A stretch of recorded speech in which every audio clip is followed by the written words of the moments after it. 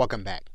We can set up certain inbound emails so that they will automatically create Basecamp to-dos. And we can do that through Zapier.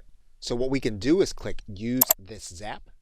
Now practically, in order to make this work, what you would do is you would have a forwarding email to the Zapier email that will set up the to-do list. And you'll see that here inside of Zapier. So what we're going to do is we're going to make it so that any new email that's received at the integration's Zapier email address adds a to-do list to the Basecamp account. So we're going to go ahead and create this Zap. And we're now going to click Continue.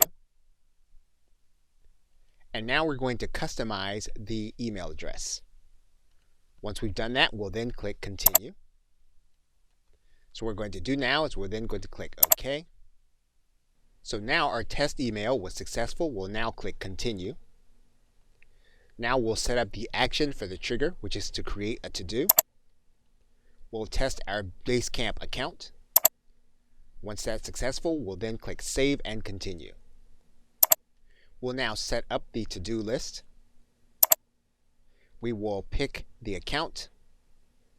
We will pick the particular project.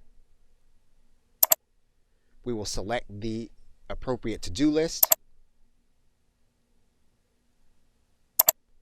And now we have our information in. We will now click Continue.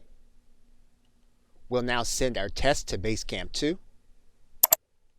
And we'll now click Finish. And our connection is now turned on. And now we'll see our to-do list item. Okay, so with that, thanks, and I will see you in another video.